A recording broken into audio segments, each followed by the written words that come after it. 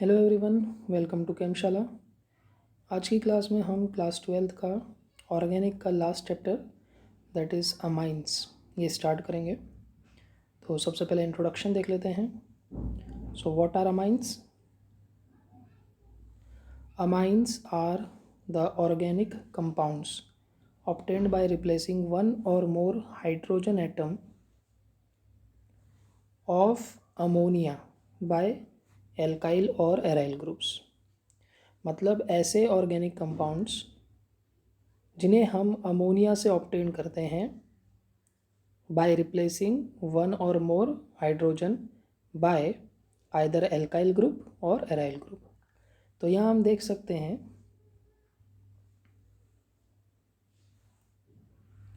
कि ये है अमोनिया। अब मान लीजिए हमने इसका एक H रिमूव करके उसकी जगह कोई एक एल्काइल ग्रुप लगा दिया तो वो बन जाएगा RNH2।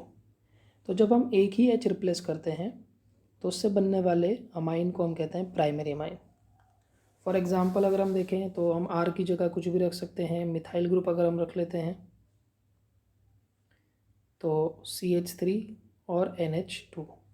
ये प्राइमरी अमाइंस की पहचान क्या है कि इसमें NH2 ग्रुप रहेगा क्योंकि हमने एक ही H रिप्लेस किया है।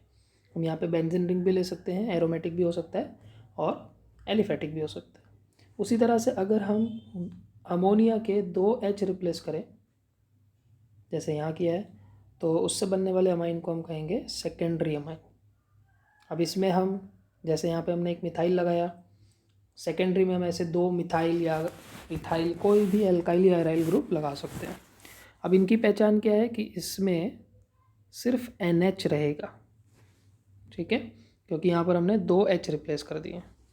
और उसी तरह से जब हम तीनों H रिप्लेस कर दें तो उससे बनने वाले अमाइन को हम कहते हैं टर्शरी। इसकी पहचान क्या है कि इसमें N से H अटैच नहीं रहेगा, तीनों जगह कार्बन अटैच रहेंगे either in the form of a chain और अ रिंग। तो ये बेसिक इंट्रोडक्शन है, आगे बढ़ते हैं। अब अमाइंस को हम दूसरे तरीके से अगर क्लासिफाई करें तो इसमें भी हम दो टाइप्स में अमाइंस को डिवाइड कर सकते हैं। एक है सिंपल अमाइंस। अब सिंपल अमाइंस का मतलब क्या है? ऐसे अमाइंस जिसमें सारे एल्काइल या अराइल ग्रुप जो भी प्रेजेंट हो वो सेम हो। फॉर एग्जांपल मान लीजिए हमने यहाँ पे N लिया और हम बात कर रहे हैं सेकेंडरी अमाइन की, हमने एग्जांपल ले लिया सेकेंडरी अमाइन का, तो उसमें दो ग्रुप्स होंगे। अब अगर दोनों ग्रुप्स सेम है, चाहे वो CH3 हो चाहे कोई भी ग्रुप हो, लेकिन अगर दोनों आपस में सेम है तो उसे हम कहेंगे सिंपल अमाइंस।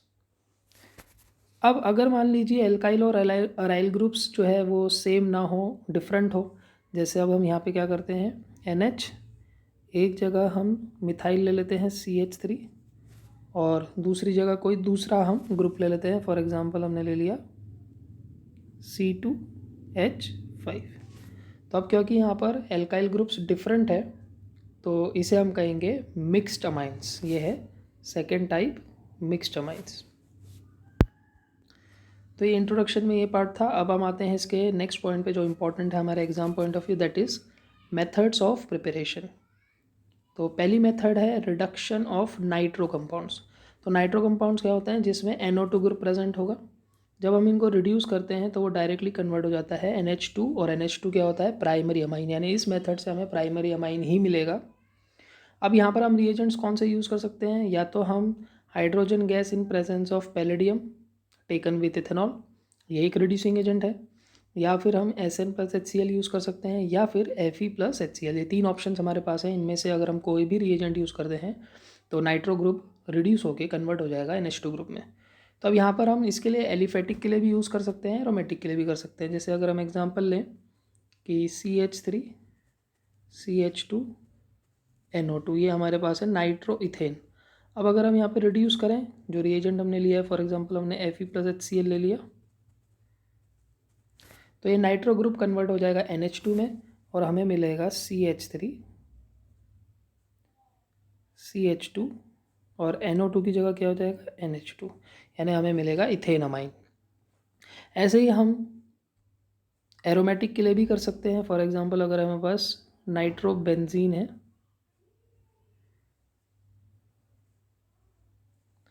और इसे हम रिड्यूस करवा रहे हैं तो हमें मिलेगा एनिलीन। यानी ये दोनों पर काम करेगा, एरोमेटिक पर भी, एरोमेटिक नाइट्रो कंपाउंड्स पर भी और एलिफेटिक नाइट्रो कंपाउंड्स पर भी। अब इसमें एक पॉइंट क्या है नीचे कि हम इन तीनों में से Fe प्लस HCl को ज़्यादा प्रेफर करते हैं। ऐसा क्यों? क्योंकि जब हम ये रिएजेंट यूज़ करते हैं तो रिएक्शन के दौरान FeCl2 प्रोड्यूस होता है। यहाँ पर जो Fe है वो HCl में से Cl के साथ रिएक्ट करके FeCl2 बनता है, और जब और रिएक्शन आगे बढ़ती है तो ये FeCl2 का हाइड्रोलिसिस होता है, यानी कि वो वाटर के साथ रिएक्ट करता है FeCl2 प्लस H2O। तो अब यहाँ पे आप देख सकते हैं कि H और Cl आपस में कंबाइन होंगे, यानी कि इस स्टेप में HCl और प्रोड्यूस होता है। और हम देख सकते हैं कि जितना ज़्यादा HCl प्रोड्यूस होगा हमारे लिए उतना अच्छा है, क्योंकि वो एक रिएजेंट का पार्ट भी है। इसीलिए जब हम ये रिएजेंट यूज़ करते हैं तो हमें शुरुआत में HCl का बहुत कम अमाउंट लेना होता है। कम अमाउंट में ही हमारा काम हो जाता है, क्योंकि इन बिटवीन भी HCl एक्स्ट्रा बनता रहता है। ये थी पहली प्रिपरेशन। नेक्स्ट प्रिपरेशन पे आते हैं, रिडक्शन ऑफ नाइट्राइल्स। अब सब जानते हैं, देखिए हमने पहले भी कहा था नाइट्राइल्स हमारे सिलेबस के हिसाब से बहुत ही इंपॉर्टेंट कंपाउंड है, क्योंकि इससे बहुत सारे अलग अलग टाइप के कंपाउंड्स हम बना सकते हैं। तो नाइट्राइल क्या होता है? CN, जिसको हम साइनाइड भी कहते हैं। तो C और N के बीच में ट्रिपल बॉन्ड होता है, तो जब हम इसको रिड्यूस करते हैं तो फाइनली ये भी NH2 में कन्वर्ट होता है। बट यहाँ पे एक फ़र्क है कि ये C जो है वो गायब नहीं होता, CH2 में कन्वर्ट हो जाता है और ये NH2 बन जाता है। यानी एक्चुअल में कार्बन का यहाँ लॉस नहीं होगा, जितने कार्बन है उतने ही रहेंगे, सिर्फ जो हमारा लास्ट का N है वो NH2 बन जाएगा। तो यहाँ पर भी हमें प्राइमरी अमाइन ही मिलता है। अब इस रिएक्शन के लिए जो रिएजेंट्स हम यूज़ कर सकते हैं, फिर से वो तीन हमारे पास ऑप्शन है। एक तो H2Ni, ये सब जानते हैं रिड्यूसिंग एजेंट है, या फिर लिथियम एल्यूमिनियम हाइड्राइड LiAlH4, ये भी हम यूज़ कर सकते हैं, या फिर हम सोडियम अमलगम, Na और Heg के मिक्सचर को हम सोडियम अमलगम कहते हैं, इसे यूज़ कर सकते हैं इन इथेनॉल। जब हम इस रिएजेंट को यूज़ करते हैं तो ये एक पर्टिकुलर नेम रिएक्शन बन जाती है, जिसका नाम है मेंडियस रिएक्शन। हालांकि ये नाम हमारे सिलेबस में मेंशन नहीं है, बट ये एक रिएक्शन का नेम बन जाता है, मेंडियस रिएक्शन। अब इसका अगर हम कोई भी एग्जांपल ले लें, जैसे हमने सिंप्लीफाई है यहाँ पर CN, तो ये हमने क्या करा, प्रोपेन नाइट्राइल लिया 3 कार्बन वाला। तो जब सिंपली हम इसका रिडक्शन करेंगे तो ये 3 कार्बन ये हो गए और लास्ट में ये बन जाएगा NH2, यानी सिंपली प्राइमरी अमाइन बन जाएगा। तो ये थी नेक्स्ट प्रिपरेशन।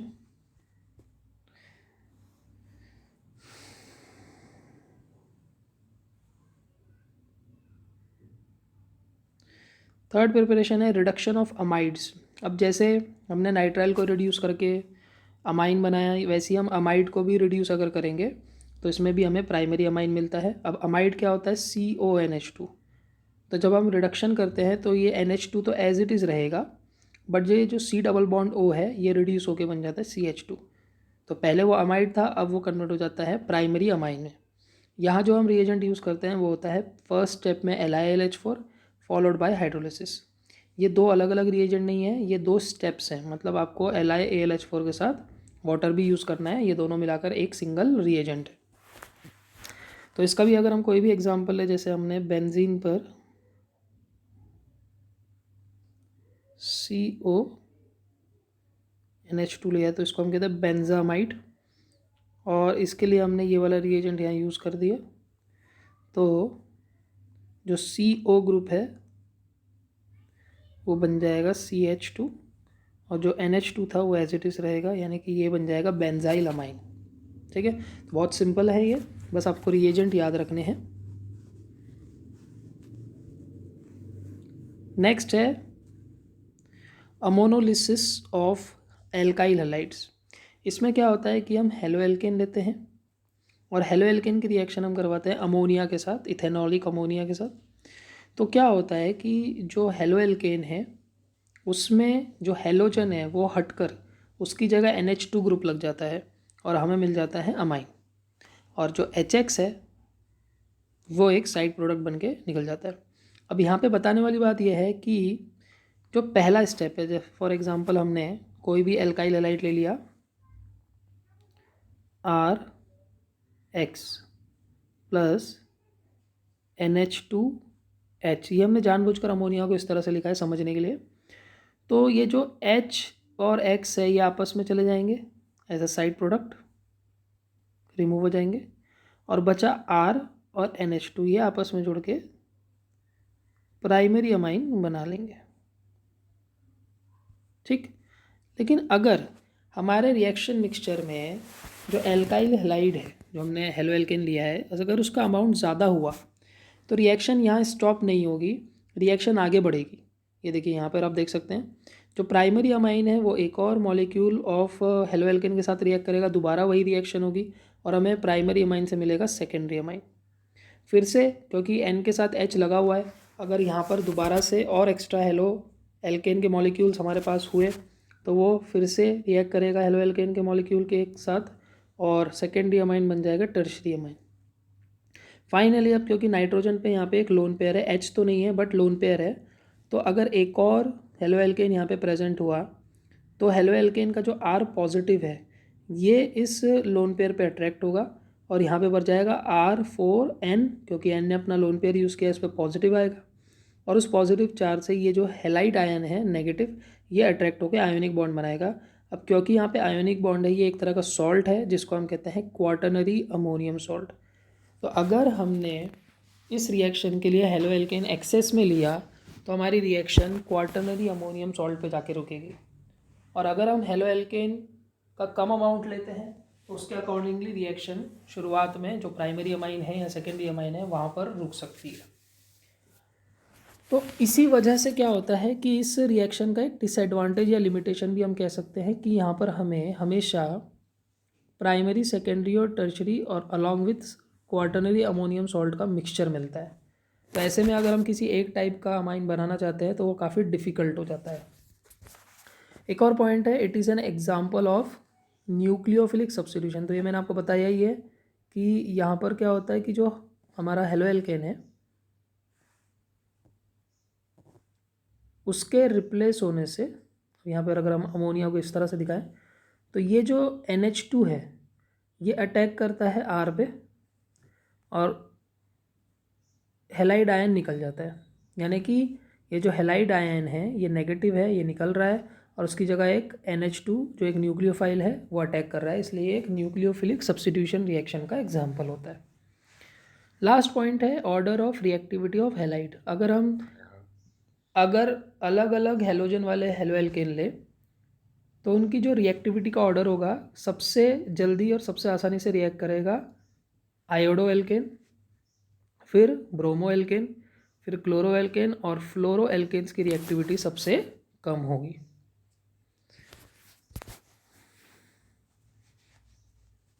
नेक्स्ट प्रिपरेशन पे आते हैं। This preparation is very important.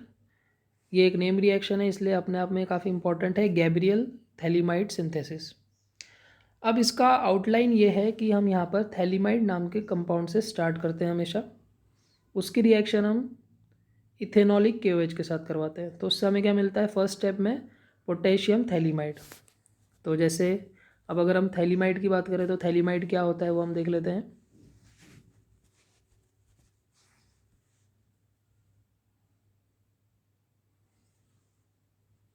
Phthalimide benzene ring पर दो CO ग्रुप जो ऑर्थो पोजीशंस पे होंगे और जो कॉमन N से अटैच होंगे उसके साथ H होगा, इसको कहते हैं थैलीमाइड। अब जब हम इसकी रिएक्शन करवाते हैं KOH के साथ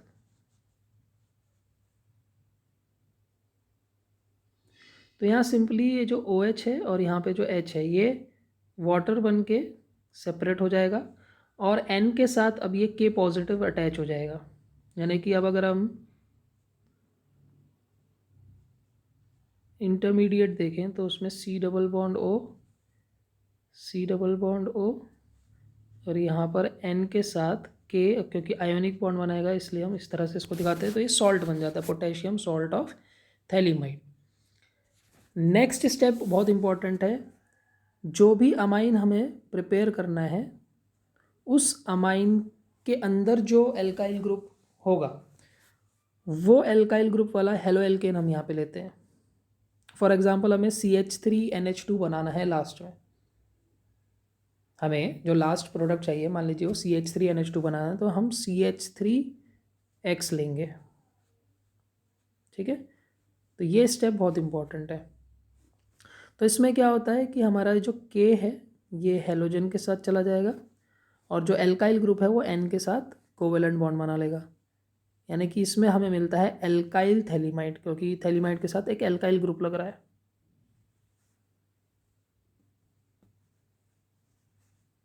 N और इसके साथ लग गया CH3। हम कोई भी एल्काइल ले सकते हैं जो हमें फाइनली अमाइन बनाना है उस हिसाब से। और लास्ट स्टेप में हम NaOH एक्वियस NaOH के साथ इस एल्काइल थैलीमाइड को रिएक्ट करवाते हैं, NaOH। तो अब क्या होता है कि ये जो एल्काइल थैलीमाइड है ये यहाँ से ब्रेक होता है दोनों जगह से। ठीक है, जो CN बॉन्ड है दोनों वो ब्रेक होते हैं और NaOH की मदद से इनका हाइड्रोलिसिस होता है। कैसे हाइड्रोलिसिस होगा देख लेते हैं।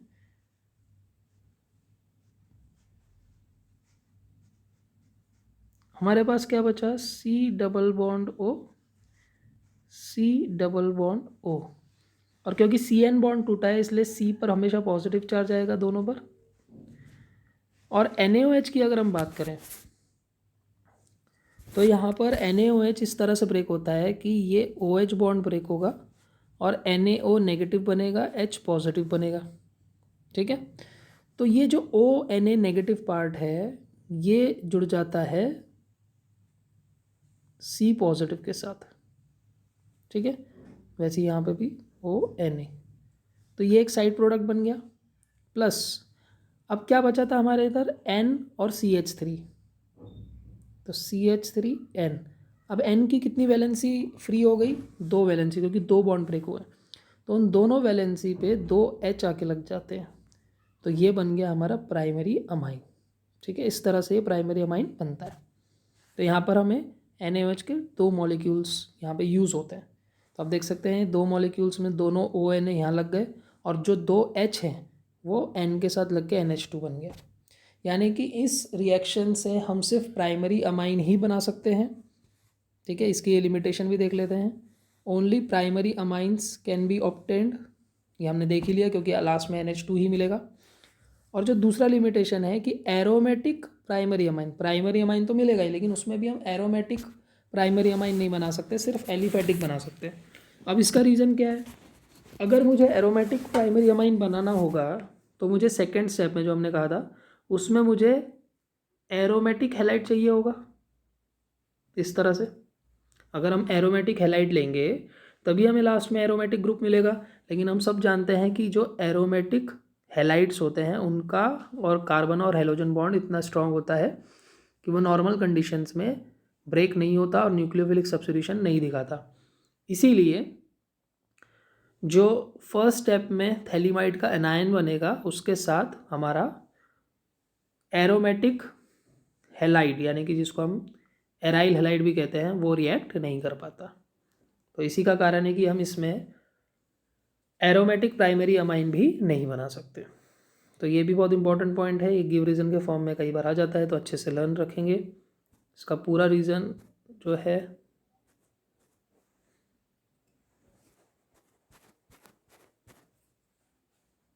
यहाँ देख सकते हैं, ये है इसका रीज़न। अब आते हैं लास्ट प्रिपरेशन पे। ये भी एग्ज़ाम पॉइंट ऑफ व्यू बहुत ही इम्पॉर्टेंट रिएक्शन है, हॉफमैन ब्रोमामाइड रिएक्शन। इसमें बेसिकली क्या होता है कि हम एक अमाइड लेते हैं, हमारा स्टार्टिंग मटेरियल अमाइड होता है, इसे हम रिएक्ट करवाते हैं with a mixture of NaOH and Br2। तो ये रिएजेंट है, बहुत इंपॉर्टेंट है, अच्छे से आप इसको नोट करेंगे, NaOH प्लस Br2। अब इसके साथ रिएक्ट करने से क्या होता है कि हमारा जो एल्काइल ग्रुप है अमाइड में, ये एल्काइल ग्रुप यहाँ से निकलकर रीअरेंज होता है और NH2 के साथ लग जाता है, यानी सीधा हमें RNH2 मिल जाता है प्राइमरी अमाइन। और जो ये बीच का CO ग्रुप है ये NaOH के साथ साइड प्रोडक्ट बनाता है Na2CO3, और जो एक्स्ट्रा Na के एटम्स है वो Br के साथ NaBr भी साइड प्रोडक्ट के फॉर्म में बनाते हैं। बट बेसिक आइडिया क्या है एग्जाम पॉइंट ऑफ व्यू कि जो RCONH2 है इसमें से CO अलग हो जाता है और R और NH2 आपस में जुड़कर प्राइमरी अमाइन देखते हैं। इससे अब आपको समझ में आ ही गया होगा कि जो प्रोडक्ट में अमाइन मिल रहा है उसमें हमेशा एक कार्बन कम होगा हमारे स्टार्टिंग अमाइड से। यानी अगर हमारे पास स्टार्टिंग अमाइड में देखिए इसमें कितने कार्बन हैं 1 2 3 4, तो अगर हम इस अमाइड पर हॉफमैन ब्रोमामाइड रिएक्शन करते हैं तो नाम से पता चल रहा है कि हमें 3 कार्बन वाला अमाइन मिलेगा, मतलब 1 2 3 और ये लास्ट में NH2, क्योंकि एक कार्बन जो है CO वाला कार्बन वो साइड प्रोडक्ट के फॉर्म में निकल जाता है। ये वाला पॉइंट यही कह रहा है कि alkyl group is shifted from carbonyl carbon, पहले वो कार्बोनाइल कार्बन पे लगा था, अब वहाँ से वो शिफ्ट होके चला जाएगा nitrogen atom of amine group. तो ये बहुत ही इंपॉर्टेंट रिएक्शन है, फिर से आपसे कहा जा रहा है इसको अच्छे से आप रिएजेंट्स और क्या चेंज इसमें होता है वो अच्छे से नोट करेंगे। ये थी मेथड्स ऑफ प्रिपरेशन। अब हम आ जाते हैं आज की क्लास के लास्ट टॉपिक पे, दैट इज़ फिजिकल प्रॉपर्टीज़। तो फिजिकल प्रॉपर्टीज़ सब जानते हैं, वही 2 इम्पॉर्टेंट फिजिकल प्रॉपर्टीज़ जो एग्ज़ाम पॉइंट ऑफ व्यू हमारे लिए हैं। पहला है बॉइलिंग पॉइंट। तो अमाइंस का जो बॉइलिंग पॉइंट है वो हाइड्रोकार्बन, ईथर्स, एल्डिहाइड से ज़्यादा होता है। ठीक है, अब ऐसा क्यों? क्योंकि हाइड्रोकार्बन, ईथर और एल्डिहाइड ये तीनों ही हाइड्रोजन बॉन्ड नहीं बना सकते, बट जो अमाइंस है क्योंकि उसमें N से अटैच H है तो वो इंटरमॉलिक्यूलर हाइड्रोजन बॉन्ड बना सकते हैं। ठीक, तो इसी के बेसिस पे अब तक हमने जितने भी कंपाउंड्स देखे हैं हमने सबको अरेंज किया है इनके बॉइलिंग पॉइंट के ऑर्डर पे। सबसे कम होगा हाइड्रोकार्बन, उससे थोड़ा ज़्यादा ईथर्स, फिर नेक्स्ट आते हैं एल्डिहाइड कीटोन जिनका लगभग इक्वल ही होता है, फिर आते हैं अमाइंस और उससे ज़्यादा एल्कोहल, और फिर सबसे ज़्यादा हमने देखा कार्बोक्सिलिक एसिड। तो यहाँ पर एक कंपैरिजन और कर लेते हैं कि एल्कोहल का और अमाइंस का बॉइलिंग पॉइंट क्यों इस तरह से है कि एल्कोहल का बॉइलिंग पॉइंट ज़्यादा है, क्योंकि एल्कोहल भी हाइड्रोजन बॉन्ड बना सकते हैं और अमाइंस भी। लेकिन अगर आप डिफरेंस देखें तो वहाँ पर एल्कोहल में O है जो ज़्यादा इलेक्ट्रोनेगेटिव है, जबकि अमाइंस में N है जो कम इलेक्ट्रोनेगेटिव है।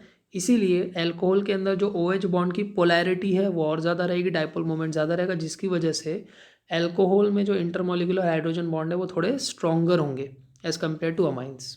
ठीक है, इसीलिए एल्कोहल का बॉइलिंग पॉइंट ज़्यादा होता है अमाइंस से। नेक्स्ट पॉइंट है, अब हम कंपेयर कर रहे हैं प्राइमरी, सेकेंडरी और टर्शरी अमाइन को।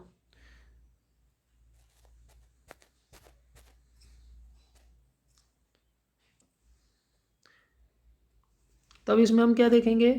देखिए प्राइमरी अमाइन जो है उनका बॉइलिंग पॉइंट सबसे ज़्यादा होगा। ऐसा क्यों? क्योंकि उनमें N से 2 H अटैच है, तो ये दोनों H जो है हाइड्रोजन बॉन्ड फॉर्म करेंगे, उसके अलावा नाइट्रोजन भी फॉर्म करेगा, यानी यहाँ पर 3 हाइड्रोजन बॉन्ड्स फॉर्म हो रहे हैं। अगर हम सेकेंडरी की बात करें तो सेकेंडरी में N से सिर्फ एक ही H अटैच है, इसीलिए यहाँ पर ये H और सिर्फ N ये हाइड्रोजन बॉन्ड फॉर्म करेंगे तो कम हाइड्रोजन बॉन्ड बन रहे हैं, जबकि टर्शरी में हाइड्रोजन बॉन्ड ही नहीं बनेगा क्योंकि वहाँ पे N के साथ H है ही नहीं। ठीक है, इसीलिए इनका ये ऑर्डर होता है कि प्राइमरी अमाइन का बॉइलिंग पॉइंट सेकेंडरी से ज़्यादा होगा, सेकेंडरी का टर्शरी से ज़्यादा होगा।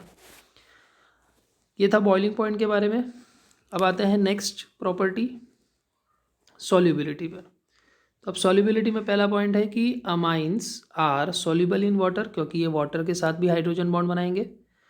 Solubility decrease with increase in number of carbon, ये रूल सबके लिए एप्लीकेबल है कि जितना कार्बन नंबर बढ़ता जाएगा तो जो हाइड्रोफोबिक पार्ट है कार्बन चेन का वो बढ़ता जाएगा, इसलिए सॉल्युबिलिटी डिक्रीज होगी।